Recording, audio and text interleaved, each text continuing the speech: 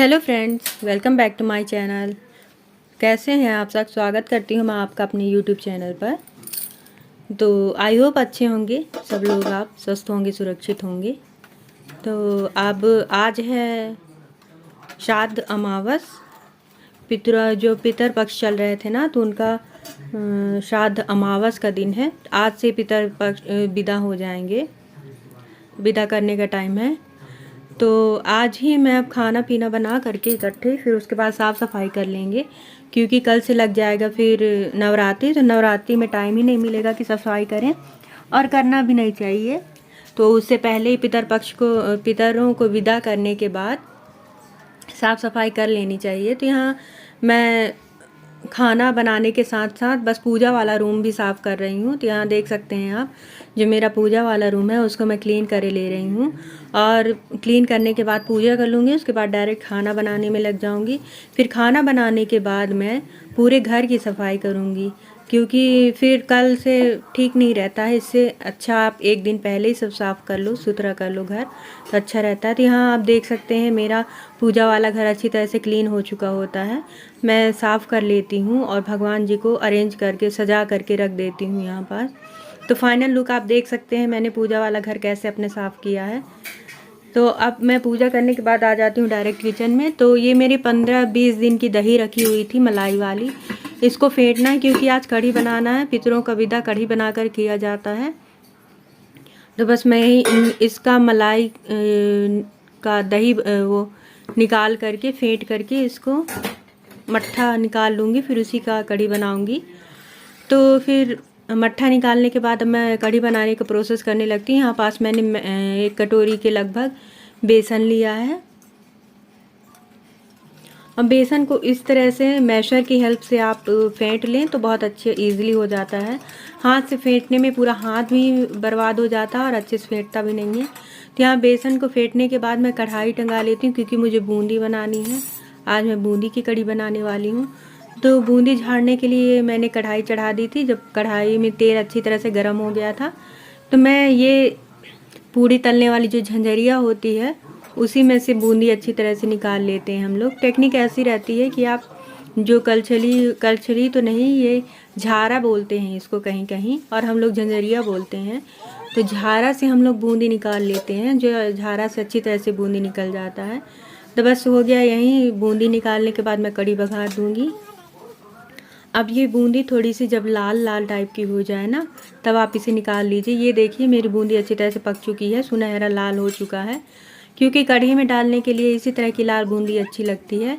और अगर रायता में बनाने के लिए आप बूंदी बनाते हैं तो इसको थोड़ा सा कम सेकें, तो उसमें रायता अच्छा लगता है। यहाँ पास बूंदी बनाने के बाद मैं कढ़ी का छौंक लगाने के लिए ये कढ़ाई चढ़ा देती हूँ गैस में। तो फिर इसमें वही ज़ीरा, मेथी दाना, सरसों दाना, कड़ी पत्ता, लहसुन पत्ता और मिर्च के टुकड़े, थोड़ा सा हींग डाल करके मैं छौंक लगा देती हूँ कढ़ी के लिए।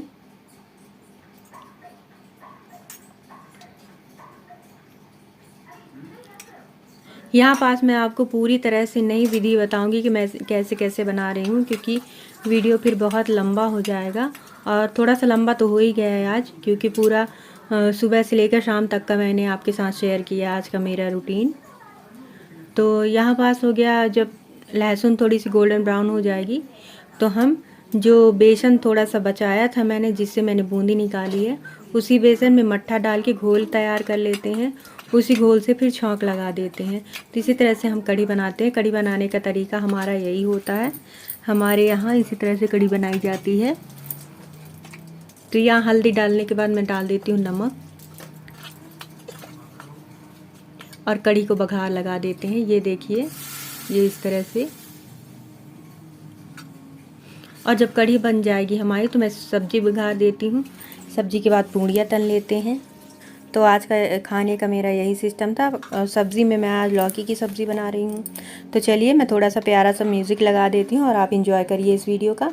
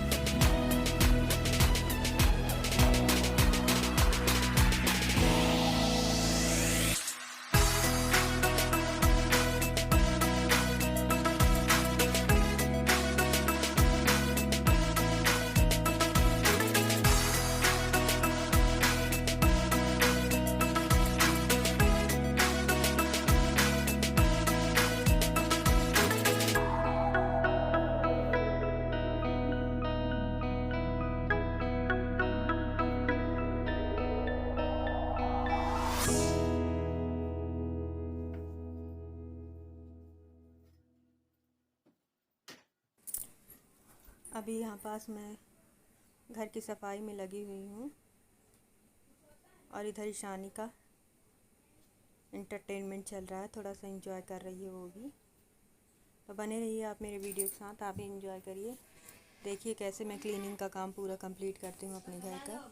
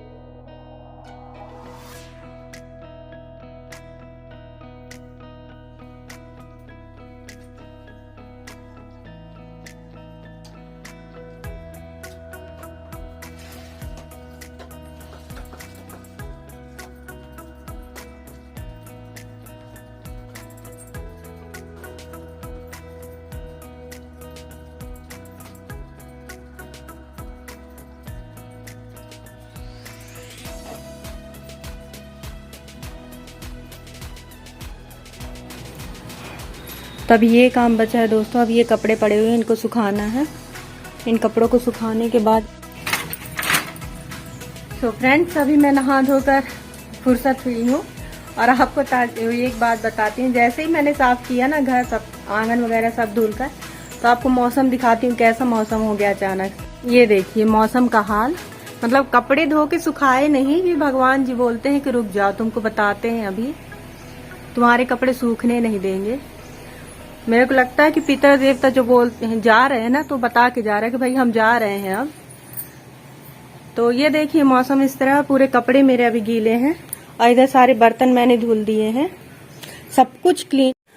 3:30 बजे का समय हो रहा है, अब भी मैं नहा कर आई हूँ। दोबारा से न नहा तो फिर साफ साफ नहीं लगता है यहाँ पर, पता नहीं मच्छर काट दिया क्या हुआ। तो सब कुछ घर पूरा फाइनली क्लीन हो चुका है। अब कल के लिए मेरे कुछ भी नहीं बचा है कि कुछ भी रहे। और मैं आपको बैक कैमरे से दिखाती हूँ कि पूरा साफ करने के बाद पूरा घर कैसे दिखता है। चलिए आइए देख लीजिए। तो शुरुआत करती हूँ अपने भगवान जी के मंदिर से, जो मैं सुबह ही नहा करके सब कुछ साफ कर दिया था। मैंने ये इस तरह से सब कुछ क्लीन कर लिया था सुबह ही, क्योंकि कल फिर टाइम नहीं मिलता। कल सुबह बस ऐसा लगता है कि सुबह से अपना पूजा पाठ कर लो, वो ज्यादा अच्छा रहता है। कल से नवरात्रि शुरू है ना, तो बस उसी की तैयारी। और इधर से मैं आपको दिखाती हूँ पूरा घर मैंने क्लीन किया है किस तरह से। अब ये क्वार्टर्स हैं, तो इनमें हर साल हम लोग पेंट करवाते हैं, बट पेंट करवाए न करवाए कोई मतलब का नहीं रहता, क्योंकि हर साल ही गंदा हो जाता। बट इस साल अब न करवाएंगे। तो किचन भी मेरा पूरी तरह से साफ हो गया है, आप देख सकते हैं।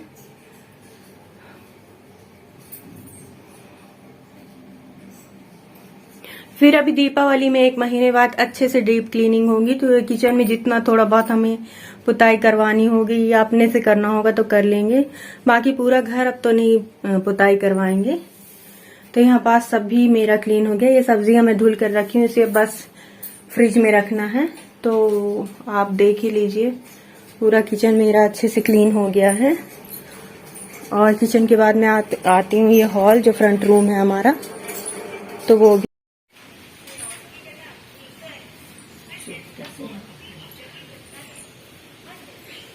अब मैं बाहर ले चलती हूँ आपको। देखिए मौसम कैसा, वैसे तो मौसम बहुत अच्छा हो रखा है बट पानी न बरसे तो अच्छा है। इधर मैंने सुबह क्लीनिंग कर ली थी दोस्तों, ये सब। ये देखिए मौसम का हाल, कैसे बादल आए हुए हैं,